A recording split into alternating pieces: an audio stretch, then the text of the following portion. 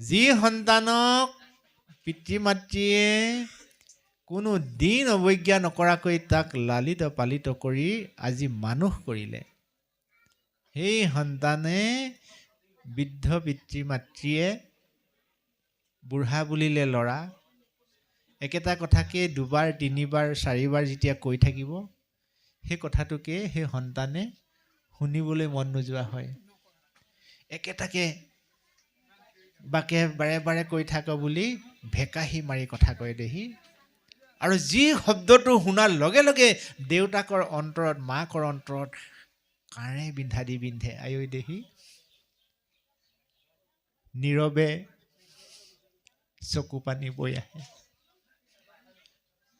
তোৰ পৰা মই এনেকুৱা শব্দবান আশা কৰা নাছিলোঁ নহয়। তই আজি মোক সৰু কথা এটাতে ইমান টানকে কলি। এই বুলি মাক দেউতাকে নীৰৱে উচুপি উঠে। আৰু মাক দেউতাকে নীৰৱে উচুপি উঠাৰ ফলস্বৰূপে ল'ৰাটোৰ জীৱন উত্তৰণত সফলতাৰ ঠাইত আপোন আপুনি অন্তৰাই জন্ম হৈ যায়। আপুনি মন কৰিব, বৰ তাত্ত্বিকপূৰ্ণ কথা এইবিলাক। আজিৰ জেনেৰেশ্যনৰ সফলতাৰ পৰা খহি অহা মূল কাৰণ কি? আজিৰ প্ৰজন্মই সফলতাৰ শিখৰত পাওঁ এই এখোজ দিলেই পায়, কিন্তু চুইটকে তললৈ নামি আহিছে। ইয়াৰ কাৰণটো কি? এৰাম এহিমতে যুৱাক কাল বিফলে গুৱাই, পাছে আহি তাক বৃদ্ধ কালে লাগ পায়। কুটুম্ব কুপুখে বাক নাহিকে হকতি, নিশাখকাৰিয়া পৰি থাকয় দুৰ্মতি। ভাৰ্যা পুত্ৰ পূৰ্বৱতে নকৰে আদৰ, অল্প বচনতে তাক কৰে অনুত্তৰ। নপাহ পঢ়িবে বুঢ়া খাইবে মাত্ৰ চাহ, এইবোৰ কি কাৰণে বুঢ়া মৰিয়া নযাহ। বৰ দুখ লগা কথা দিয়াই। আমি যদি ভক্তিৰ মাজেৰে ঘৰখন আমি যদি প্ৰতিষ্ঠা কৰা নাই, তেতিয়া আমাৰ যিদিনাখন বয়স হ'ব, তেতিয়া আমাৰ সতি সন্ততি আমাক এনেকৈ ক'ব বোলে। কেনেকৈ ক'ব? নপাৰ পখিবে বুঢ়া খাইবে মাত্ৰ চাহ, এইবোৰ কি কাৰণে বুঢ়া মৰিয়া নযাওঁ। তই আমাক যতন ল'ব পৰা নাই, এতিয়া আমি যি দিছোঁ তাকেই খা, এই বুলি ঠেকেচ নেকেচ কৰি আমাক অৱজ্ঞা কৰিব বুলি আই ভাবি বেয়া লাগি যায়। কিন্তু সেইবোৰ কৰিবলৈ জানো আমি আমাৰ ল'ৰা ছোৱালী তুলি তালি ডাঙৰ দীঘল কৰিছোঁ? কিন্তু আজি আমাৰ সমাজখনত সেইটোৱে হৈছে। তাৰ বাবে জগৰীয়া কিন্তু আমাৰ ল'ৰা ছোৱালীকেইটা নহয়, তাৰ বাবে জগৰীয়া কিন্তু মই। মোৰ যি সময়ত বল শক্তি, মোৰ যি সময়ত স্মৃতি, যি সময়ত মোৰ বুদ্ধি আছিল, সেই সময়ত মই বুদ্ধি প্ৰয়োগ নকৰিলোঁ। চবেই শাওণ মাহত ধান ৰুলে, বৰষুণ দিছে বুলি মই সেইদিনাখন কাপোৰ লৈ শুই থাকিলোঁ। বৰষুণ এৰাৰ পিছত মই হাল বাবলৈ গৈছোঁ পথাৰত, বোকাই নাই, মই কেনেকৈ ৰুম? মাটিডৰা চাহ নৌহওঁতে মই ধান কিগজা ৰুই থৈ আহিলোঁ। নোকে এবিঘা মাটিত 25 মোন পাইছে, মই 4 মোন পাইছোঁ। তাৰ বাবে দুখী কি ওচৰ চুবুৰীয়া? তাৰ বাবে দুখী কি আত্মীয় স্বজন? কোনো দুখী নহয়, মই দুখী, মই। তদ্ৰূপ আমি সৃষ্টিৰ বিষয়ে নজনাকেই কঠীয়া পাৰিলোঁ। মই কথাখিনি বেকেটৰ ভিতৰত কৈ আছোঁ, যাৰ কাৰণে আমি আজি দুখৰ ভাগী হৈছোঁ। গতিকে সেই দুখ মই যি কৰিলোঁ, মোৰ প্ৰজন্মই যাতে নকৰক। আজি যে ভাগৱত চৰ্চাবিলাক হৈছে অসমৰ ইমূৰৰ পৰা সিমূৰলৈ, এই সাধুসকল আপোনালোক যে বয়সীয়াল ভকতসকল নাহিলেও হ'লহেঁতেন। কিয় আহিছে? যে আমি সমাজখনত কেনেকুৱা সমাজত আমাৰ ল'ৰা ছোৱালীক এৰি থৈ যাম, সমাজখন কোন দিশেৰে গৈ আছে। যদি বাট বুলি নতুন প্ৰজন্মই অবাটে গতি কৰিছে, তেতিয়াহ'লে মানুহে কান্দি কান্দি সমাজৰ পৰা যাব লাগিব। আৰু যদি বাট বুলি বাটেৰে গৈ আছে, তেতিয়াহ'লে হাঁহি হাঁহি জীৱন অতিবাহিত কৰিব লাগিব। গতিকে আমাৰ কাম্য হৈছে সকলোৰে জীৱন ধন্য হোৱা, আৰু আমি যাতে কেতিয়াও অৱজ্ঞা হ'ব লগা নহয়।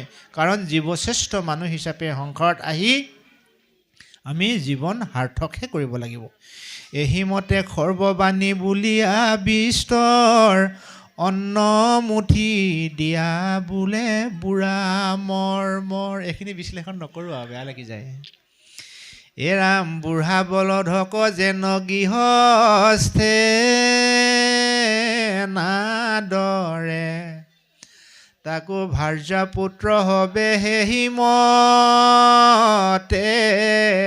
কৰে। ভয় লাগিছেনে? ভয় লগা কথা দেই। এৰাম তথাপি পাপীৰ তাত নাহি বিৰকতি, নলয় সাধুৰ সংগ নকৰে ভকতি। আয়ৈ দেহি, ইমানবিলাক জনাৰ পিছতো সেই মানুহটোৱে সাধুৰ সংগ নলয়, ঈশ্বৰৰ ভকতি নকৰে। আপুনি মন কৰিব, যিদিনাখন আমাৰ ল'ৰাটো ডাঙৰ দীঘল হৈছিলে, তাক লৈ পেলাই আমি কিমান যে কল্পনা কৰোঁ, আশা কৰোঁ, হেঁপাহ কৰোঁ। ল'ৰাটোৱে যেতিয়া বাৰে বাৰে আমাক সোধে যে দেউতা সেইজোপা কি গছ? বোলে এইজোপা কঁঠাল গছ। বোলে কঁঠাল গছ? অঁ কঁঠাল গছ বোপাই। বোলে কঁঠালৰ ইমান ডাঙৰ ডাঙৰ কঁঠালটো কেনেকৈ হয়? বোলে এনেকৈ হয়। খাবলৈ কেনেকুৱা? বোলে এনেকুৱা। বোলে এইটো কিমান দিন থাকে? ইত্যাদি ইত্যাদি এশ এবোৰি প্ৰশ্নই যেতিয়া আমাক ল'ৰাটোৱে সুধিব, আমি বীৰৰ দৰে ল'ৰাটোক উত্তৰ দিওঁ নিদিওঁ?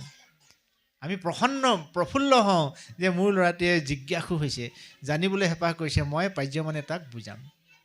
কিন্তু সেই ল'ৰাটোৱে এদিন যেতিয়া ডাঙৰ হ'ব, মই যেতিয়া এদিন সৰু হ'ম, মানে আজি এই বিশ্বব্ৰহ্মাণ্ডখন পৃথিৱীয়ে সূৰ্যৰ চাৰিওফালে ঘূৰে, নহয়নে বাৰু? আমি সংসাৰৰ এই চক্ৰটোত আমিও জীৱবিলাকো তেনেকুৱা। আজি শিশুৰ পৰা বৃদ্ধ বয়স হ'ল, বয়সৰ দেউনাৰ পৰা আমি আকৌ ওপৰলৈ যাবলৈ ৰাস্তা নাই আৰু, এইয়া পৰা আমি এনেকৈ ঘূৰি আহিব লাগে আৰু আমি এনেকৈ ঘূৰি আহোঁ। যেতিয়া মই এই পৰ্যায়ত আছোঁ, মোৰ শিশুটো এইটো পৰ্যায়ত আছে, তেতিয়া মই ইয়াক পূৰা ছাপৰ্ট দিছোঁ, সহায় কৰিছোঁ। কিন্তু ই যেতিয়া ওপৰলৈ গুচি গ'ল, মোক কিন্তু ই সহায় নকৰা হ'ল। কাৰণটো কি জানেনে? কাৰণটো হৈছে মায়াৰ প্ৰভাৱ। যি সন্তানক পিতৃ মাতৃয়ে কোনো দিন অৱজ্ঞা নকৰাকৈ তাক লালিত পালিত কৰি আজি মানুহ কৰিলে, সেই সন্তানে বৃদ্ধ পিতৃ মাতৃয়ে বুঢ়া বুলিলে ল'ৰা, একেটা কথাকে দুবাৰ তিনিবাৰ চাৰিবাৰ যেতিয়া কৈ থাকিব, সেই কথাটোকে সেই সন্তানে শুনিবলৈ মন নোযোৱা হয়। একেটাকে বাকে বাৰে বাৰে কৈ থাক বুলি ভেকাহি মাৰি কথা কয় দেহি। আৰু যি শব্দটো শুনাৰ লগে লগে দেউতাকৰ অন্তৰত, মাকৰ অন্তৰত কাঁড়ে বিন্ধা দি বিন্ধে। আয়ৈ দেহি, নীৰৱে চকু পানী বৈ আহে। তোৰ পৰা মই এনেকুৱা শব্দবান আশা কৰা নাছিলোঁ নহয়। তই আজি মোক সৰু কথা এটাতে ইমান টানকৈ কলি। এই বুলি মাক দেউতাকে নীৰৱে উচুপি উঠে।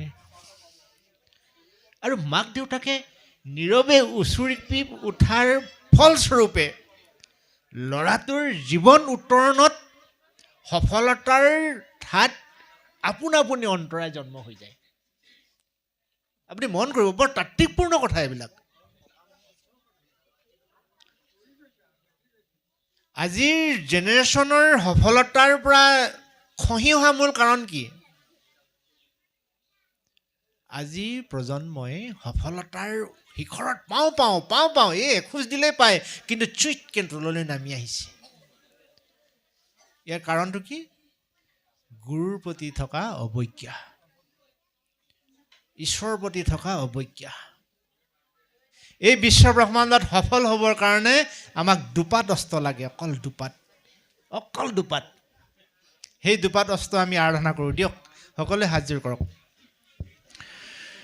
গুৰুৰূপ হৰিবদ সেৱা অস্ত ধৰি, সাৱধান হৈ আছে দি উকমন বৈৰী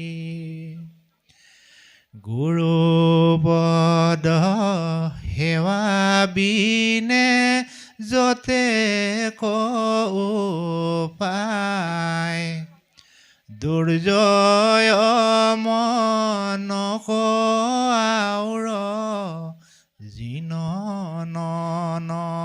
যায় হেন জানি গুৰুপদে কৰি কহাৰ হৰিত ভকতি কৰি তৰিও সংসাৰ হৰিত ভকতি কৰি তৰিও সংসাৰ। হে জীৱসকল, তুমি সংসাৰ তৰিব পাৰিবা তোমাৰ ওচৰত যদি এই দুপাত অস্ত্ৰ থাকে। দুপাত অস্ত্ৰ, প্ৰথম পাত হৈছে গুৰুৰ ৰূপ স্মৰণ কৰা। গুৰুৰ ৰূপ স্মৰণ কৰা বুলি কোৱাৰ লগে লগে আমি সেই অস্ত্ৰ প্ৰয়োগ কৰোঁ। দিয়ক আকৌ এবাৰ ভাবক, বৰ শ্ৰদ্ধাৰে আমাৰ গুৰুসকলক আমি ভাবোঁ। আমাৰ এই প্ৰভুজনা বা এই প্ৰভুজনা বয়স হৈছে, এই প্ৰভুজনাৰ নিজৰ মাৰ যিটো ৰূপ প্ৰতিচ্ছবি, দেউতাৰ যিটো প্ৰতিচ্ছবি মনস্পটত ভাহি আছে, নিশ্চয় আছে। আহক আমি সকলোৱে আমাৰ নিজৰ মা দেউতাক এবাৰ স্মৰণ কৰোঁ। ই বোলে অস্ত্ৰৰ দৰে কাম কৰে, অস্ত্ৰ। বৰ শ্ৰদ্ধাৰে দেই আমি সকলোৱে নিজৰ মা দেউতাক স্মৰণ কৰিছোঁ। ভাল পাওঁ মাক মোৰ অতি মৰমৰ, মোৰ বাবে যাৰ নাই চিন ভাগৰৰ।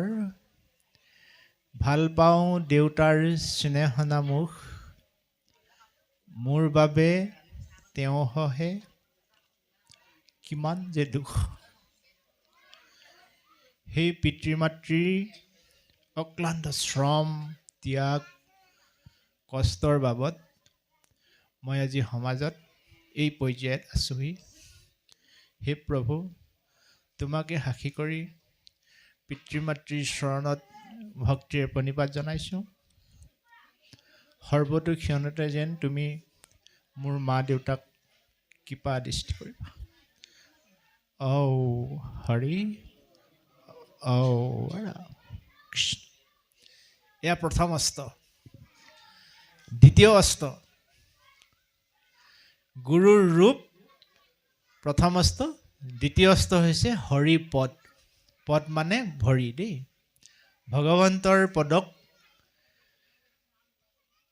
চৰণ বুলি কোৱা হয়। ৰঙা চৰণ, ৰাতুল চৰণ, অৰুণ চৰণ, শ্ৰী কৰ্ণে শুনা কৃষ্ণ কথা মুখে নাম হৃদয়ত আসন পাতি কৃষ্ণ কৰা ধ্যান। হৃদয়ত আসন পাতি কৃষ্ণ কৰা ধ্যান। হে প্ৰভু, তুমি স্ৰষ্টা দ্ৰষ্টা নিয়ন্তা, সংসাৰৰ তুমি মালিক। বিশাল সাগৰৰ মাজত সুন্দৰ এপাহ পদ্মফুলত তুমি বিৰাজমান হৈ আছা। অপূৰ্ব জ্যোতি জ্যোতিষ্মান প্ৰভু তুমি। তোমাৰ চৰণ যুগলক ৰঙা চৰণ, ৰাতুল চৰণ, অৰুণ চৰণ, শ্ৰী চৰণ, অভয় চৰণ বিভিন্ন নামেৰে বিভূষিত কৰিব পাৰি প্ৰভু। এনেহেন চৰণ যুগলত নখত নখচন্দ, আঙুলিত আঙুঠি, দুধাৰী নুপুৰৰ ৰুণুজুনু শব্দত বিশ্ব ব্ৰহ্মাণ্ড জাগৃত, উৎফুল্লিত, আনন্দিত হয়। এনেহেন চৰণতে শিৰ থৈ ভক্তি অঞ্জলি যাচিছোঁ প্ৰভু। হৰি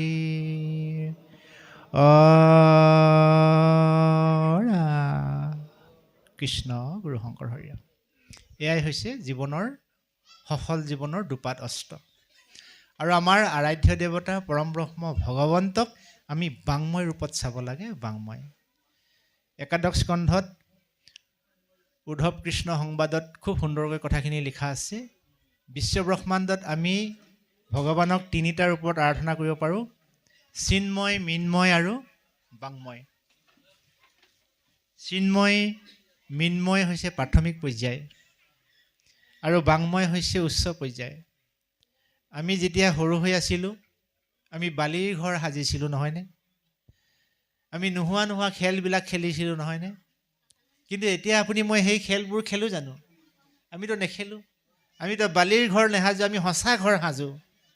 আমি সৰু হৈ থাকোঁতে কাঠৰ গাড়ী বনাইছিলোঁ, আমি কাঠৰ গাড়ী লৈছিলোঁ, কিন্তু আমিতো এতিয়া কাঠৰ গাড়ী নলওঁ, আমি সঁচা গাড়ী ল'ম নহয়নে?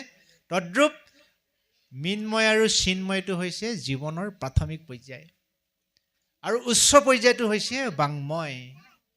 হে সখা উদ্ধৱ, মোৰ জীৱনৰ সমগ্ৰ সত্তা মই শ্ৰীমদ ভাগৱত শাস্ত্ৰত সন্নিৱিষ্ট কৰিম। যি মনুষ্যই শ্ৰীমদ ভাগৱত শাস্ত্ৰ সেৱা কৰিব, শ্ৰদ্ধা কৰিব, পাঠ কৰিব, বৰ্ণনা কৰিব, তেওঁ মোকেই আৰাধনা কৰা হ'ব। গতিকে সমগ্ৰ সত্তা ভগৱন্তই ভাগৱতত ৰাখিছিল আৰু ভাগৱতৰ এই অমৃত কথাবিলাককে মহাপুৰুষ শ্ৰীমন্ত শংকৰদেৱে গুণমালা আকাৰেৰে প্ৰস্তুত কৰি হাতী মাৰি ভুৰুকাত ভৰাই ৰজা নৰনাৰায়ণক দিছিল। কি উল্লেখ আছে তাত? হে ৰাম নিৰঞ্জন পাতক ভঞ্জন, ৰাম নিৰঞ্জন পাতক ভঞ্জন, দৈত্য অন্তকাৰী গোবৰ্ধনাধাৰী, দমিলাহা কালি তুমি মুৰাৰী, ইত্যাদি ইত্যাদি ভগৱন্তক প্ৰশংসা কৰি ভাগৱতৰ অমৃত কথা গুণমালা আকাৰেৰে মহাপুৰুষ শ্ৰীমন্ত শংকৰদেৱে ৰূপায়ণ কৰি ভুৰুকাত ভৰাই ৰজা নৰনাৰায়ণক দি ভূয়সী প্ৰশংসা লাভ কৰিছিল। আৰু সেই গুণমালাকে আমাৰ ভকত বৈষ্ণৱবৃন্দই মূল আসনত প্ৰতিষ্ঠা কৰে। আৰু সেই ভাগৱতলৈকে আমি শিৰ দুৱাই সদায় ঈশ্বৰক প্ৰাৰ্থনা কৰিব লাগে। আমাৰ এই বিশ্বব্ৰহ্মাণ্ডৰ পৰম ব্ৰহ্ম ভগৱন্তৰ গুণনাম য'ত ভকত বৈষ্ণৱবৃন্দই চৰ্চা কৰে, সেই ঠাইডোখৰত ঈশ্বৰে আপোনা আপুনি স্থিতি লয়।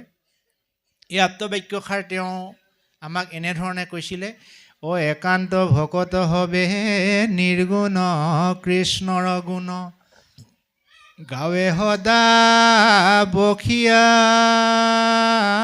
যথাত, বৈকুণ্ঠকো পৰিহৰি যোগীৰো হৃদয় এৰি, অ থাকা হৰি সাক্ষাতে তথাত। একান্ত ভকত বুলি কোনো এটা জাতি নাই দেই, যে এইটো জাতি, এইটো বংশ, এইটো উপাধি মানুহে একান্ত ভকত, আমি নহয়, এনেকুৱা কথা নাই। সেই ভাৱটো মনলৈ কেতিয়াও নানিব। যি মানুহে নিৰ্মল মন লৈ প্ৰভু ভগৱন্তক নিষ্কামভাৱে আৰাধনা কৰে, সিয়ে একান্ত ভকত। সি লাগিলে 10,000 টকা 1 লাখ টকা দৰমহা পোৱাই হওক, দিন হাজিৰা কৰা মানুহেই হওক, লাগে মাথো এটা অন্তৰৰ পবিত্ৰতা। গতিকে সেই একান্ত ভকত এই সভাসদগণে য'ত আৰাধনা কৰা হৈছে ভগৱন্তক, সেই ভগৱন্তই বৈকুণ্ঠ আৰু যোগীৰ হৃদয়ত থাকিব নোৱাৰে বোলে, এই ঠাইত তেওঁ উপবিষ্ট হয়। আৰু এই আপ্তবাক্যষাৰ আমাৰ সমাজত অতীজৰ পৰা চলি আছে। সেইকাৰণে ঘৰখনত মাংগলিক অনুষ্ঠান এটা পাতে। আজি যে গৃহস্থই যথেষ্ট টকা পইচা খৰচ কৰি, যথেষ্ট সময় ব্যয় কৰি এই অনুষ্ঠানটো পাতিলে, ইয়াৰ পৰা মহা লাভ হৈছে, মহা মানে অগণন, যাক বিশ্লেষণ কৰিব নোৱাৰি আপুনি। আৰু আমি ঘৰে ঘৰে যে ভকত মাতি অনুষ্ঠান এটা পাতিব লাগে, ভকত এজনক যে আমি সাধ্যানুসাৰে নিজে বোৱা গামোচা এখন যে আমি উপহাৰ এটা দিওঁ, তামোল পাণ অৰিহণা এটা দি যে আমি আশীৰ্বাদ এজোলোকা লওঁ, এই কাৰণে মানে য'ত ভকত প্ৰসন্ন হয় তাত ভগৱন্ত প্ৰসন্ন হয়। আজি এইখন চোতাল হৈ থকা নাই, এইখন আজি তীৰ্থক্ষেত্ৰলৈ ৰূপান্তৰিত হৈছে। গতিকে য'তেই তীৰ্থ থাকে তাতে ভগৱন্ত থাকে। য'ত বেলিৰ পোহৰ থাকে তাত আৰু চাকিৰ পোহৰ কিবা প্ৰয়োজন আছে? গতিকে বেলিৰ পোহৰ সদৃশ ঈশ্বৰৰ নাম মহিমা এই সংসাৰত প্ৰচাৰ কৰিবৰ কাৰণে উদ্ধৱৰূপী ভকতক ভগৱন্তই দায়িত্ব অৰ্পণ কৰিছিল। গতিকে সেই উদ্ধৱৰূপী ভকতৰ নিয়ম অনুপাতে সংসাৰত আজিও ঈশ্বৰৰ গুণনাম বৰ্তি আছে। এৰাম জৰা ৰোগে শৰীৰক বিবৰ্ণ কৰিল, মাথাৰ পকিল চুলি দখন হৰিল, মন্দ ভৈল অগ্নি অন্ন পানো নযায় ক্ষয় গৃহে পৰি থাকে শান্তি বাক নপাৰয়। এইবিলাক বিষয় অধোগতি। আৰু আপুনি মই ইয়াৰ সন্মুখীন হৈছোঁ। আমি চাওঁতে চাওঁতে চুলি পকি গৈছে, চকুৰ স্মৃতিশক্তি কমি গৈছে, দাঁত আপোনা আপুনি সৰি গৈছে, সুন্দৰ সুঠাম চেহেৰাৰ যিটো ছাল সুতুৰা সুতুৰি হৈ গৈছে, মনৰ স্মৃতিৰ মণিকোঠাত কথাবোৰ মনত নৰখা হৈ গৈছে, ভোক পিয়াহ কমি গৈছে। কাৰোবাৰ নোহোৱাকৈ আছে? কাৰো নোহোৱাকৈ থকা নাই। ইয়াৰ পৰা কোনেও ৰক্ষা নাপায়, এইবিলাক হ'বই। এইটো এটা প্ৰকৃতিৰ বিধান। গতিকে এই বিধানবিলাক হৈছে বুলি তুমি নিজকেই যদি মৰ্মাহত কৰি পেলোৱা তেতিয়াও নহ'ব। আমি অকণমান সময় খণ্ড আঁতৰাই দিছোঁ, শেষৰ পৰ্যায়লৈ আহিছোঁ। এ ৰাম শুনিলাহা নৰ নাৰী জীৱৰ নিকাৰ, আমি হ'ব এহি দুখে ফুৰোবা ৰম্বাৰ, আবে তাক তৰিবাক কৰি পায়, সাধু সংগে ৰাম নাম গায়ক সদায়। উত্তৰটো ওলালেনে? যে আমি এই সমস্যাবিলাকৰ পৰা সমাধান পাবলৈ হ'লে সাধুৰ সংগে ৰাম নাম গায়ক সদায়।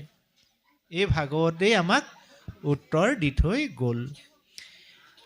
তেবে যম যাতনা নিকাৰ পৰি হৰি, বিষ্ণুৰ ভুৱনে চলে যাইবা ৰংগ কৰি, হে প্ৰভু কৰা কৃপা অধমক মোক, চৰণৰ দাস কৰে বাপ ধৰিও ক। আমি কাৰো কথা শুনিব নালাগে, কিন্তু আমি ঈশ্বৰৰ কথা শুনিব লাগিব। আমি গুৰুজনাৰ কথা শুনিব লাগিব। গুৰু আমাৰ মহাপুৰুষ শ্ৰীমন্ত শংকৰদেৱ।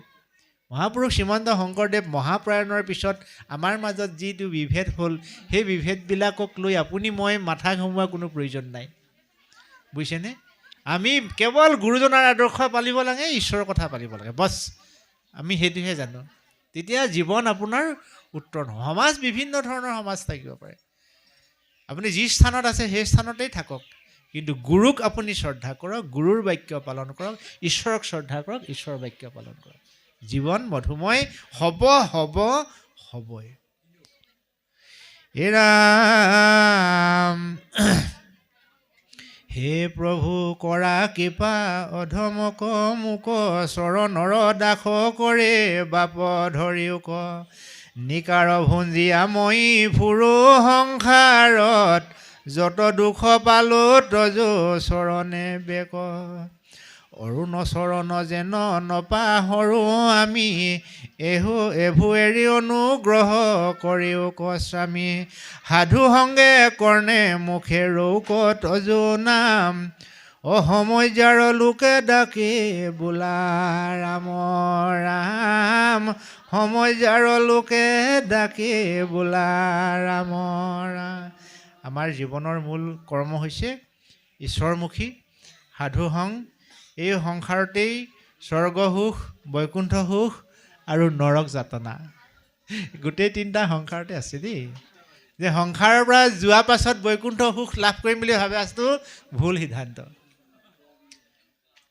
এই ধৰাধামতেই আমি বৈকুণ্ঠ সুখ লাভ কৰিব লাগিব, এই ধৰাধামতেই স্বৰ্গ সুখ লাভ কৰিব লাগিব। আৰু স্বৰ্গ প্লাছ বৈকুণ্ঠ যদি আমি সুখৰ ভাগী নহওঁ, নৰক যাতনাৰ ভাগী হ'ব। গতিকে নৰক যাতনাৰ ভাগী হোৱাৰ আগতেই আমি লৰালৰিকৈ স্বৰ্গ সুখ আৰু বৈকুণ্ঠ সুখৰ এই বাউণ্ডাৰীৰ ভিতৰত আমি সোমাই যাব লাগিব। সেইটোৱে হৈছে চতুৰ মানুহৰ কৰ্তব্য। আহক এষাৰ নাম গাই অনুষ্ঠান সামৰিম। মই যাওঁ বৈকুণ্ঠলৈ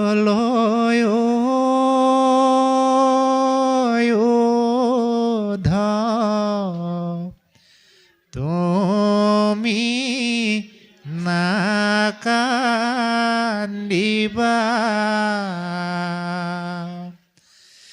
বদৰিকা আশ্ৰম এখনি উদ্ধৱ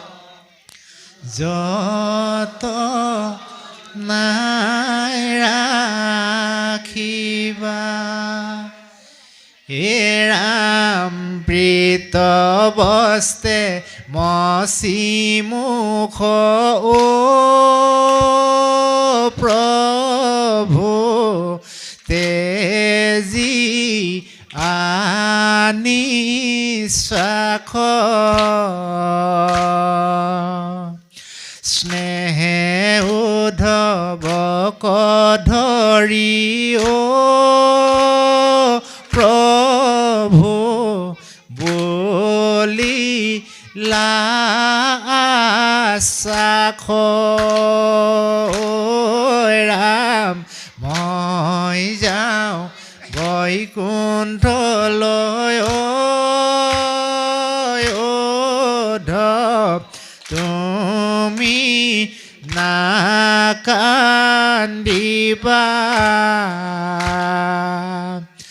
বদৰিকা আশ্ৰমখনি উদ্ধৱ যত নাই ৰাম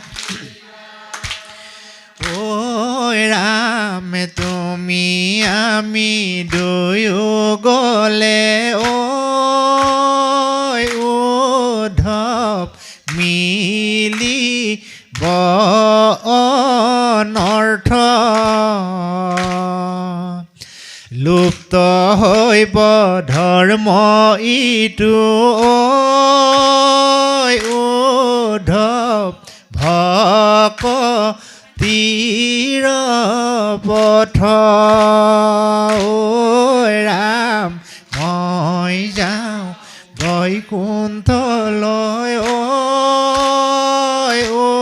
উদ্ধৱ তুমি নাকান্দিবা বদৰিকা আশ্ৰমখনি উদ্ধৱ যত নাই ৰাখিবা বদৰিকা আশ্ৰমখনি উদ্ধৱ যত নাই ৰাখিবা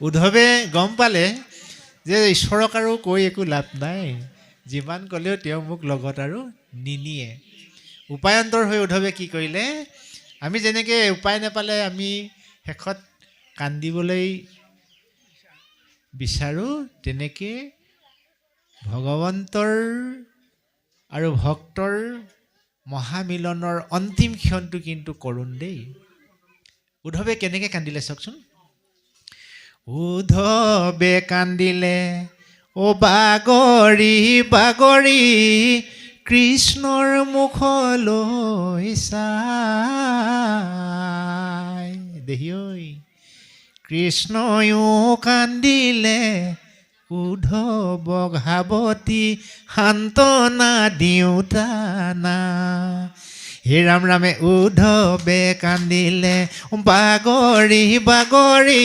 কৃষ্ণৰ মুখলৈ চাই কৃষ্ণয়ো কান্দিলে উদ্ধৱক সাৱতি সান্তনা দিওঁতানা হে ৰাম ৰামে জীৱনে দিনীয়া জীৱন দুদিনীয়া জীৱন কচুপাতৰ পানী কোনোবা এদিনা যাবগৈ লাগিব দেহাটো ইয়াতে এৰি হে ৰাম ৰামে উদ্ধৱে কান্দিলে অ বাগৰি বাগৰি কৃষ্ণৰ মুখলৈ চাই কৃষ্ণয়ো কান্দিলে উদ্ধৱক সাৱতি সান্তনা দিওঁতানাই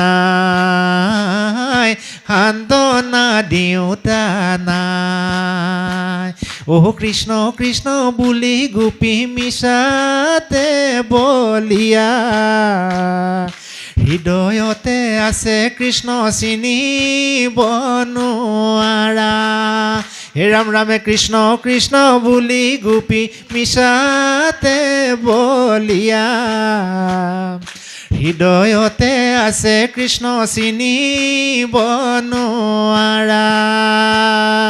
কৃষ্ণ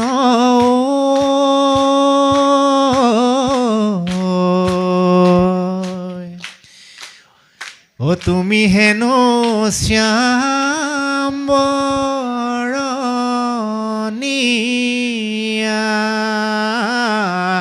তুমি হেনো শ্যাম বৰণীয়া। জগতৰ ঈশ্বৰ কৃষ্ণৰ সমস্তজনৰ প্ৰতি কৃপা দৃষ্টি হওক। হৰে ৰাম। লাগে লাগে অনুষ্ঠান আমি সামৰিছোঁ। এ ৰাম সাধু সংগে কৰ্ণে মুখে ৰৌকত জোনাম, সমজাৰ লোকে ডাকি বোলাৰা মৰাম, হৰি ৰাম